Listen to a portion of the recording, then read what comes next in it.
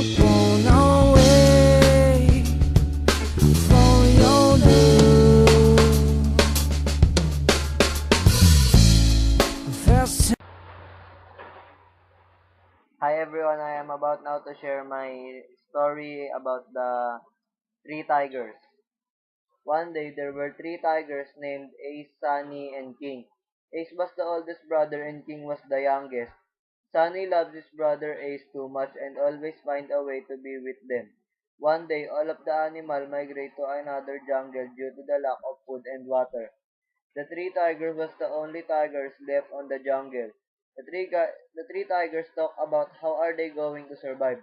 How can we survive without food? Said Ace. I'd rather search for food now or else we'll all die, said King. Sure thing, while I will find my own food too, said Sunny. Each tiger and their own way find their own way to find food. Ace climb up the trees and swim through rivers. Sunny goes up to the mountain and finds some rabbits, while King snips to the ground to track some animals. While King is snipping to the ground to track some animals, he saw a deer for about an hour ago. He snipped the deer to know if it's still alive. While snipping, something came out in his mind. If he will share the deer, he will be starving for just an hour. King thinks a plan of killing his two brothers for his own good.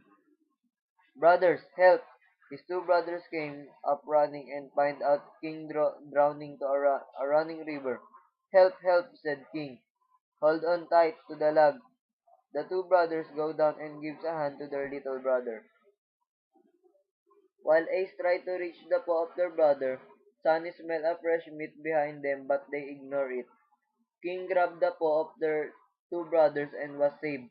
Thank you, said King. Then he pushed his two brothers into the river. My dear brothers, I'm sorry. I have to do it so I can live till the animals get back to the jungle. Then King left his two brothers hanging in the logs. Sunny and Ace get out on the river by the help of the low surface that Sunny seen earlier.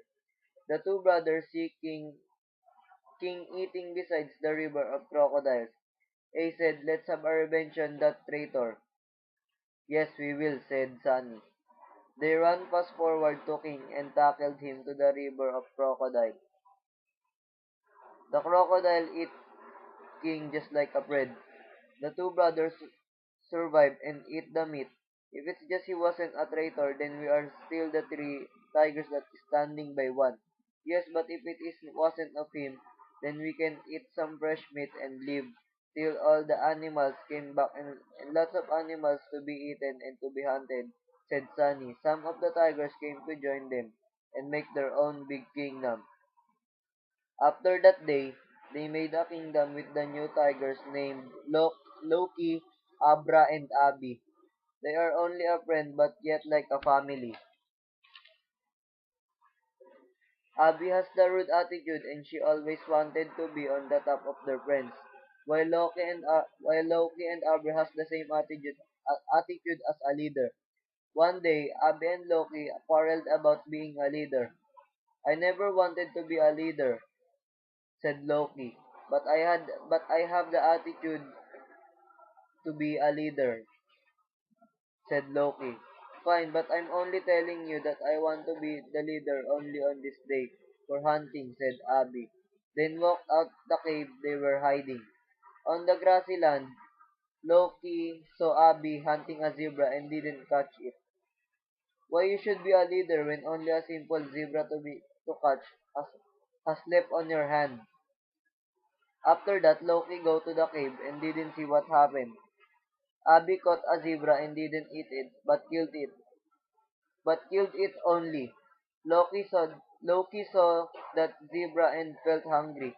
He goes straight forward to it and bite it. After biting, Abby shouted, "Stop!" said Abby.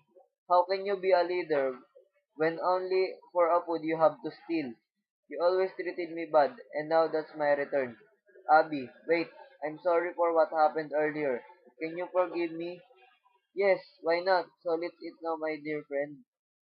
Thank you for your kindness, said Loki. The end.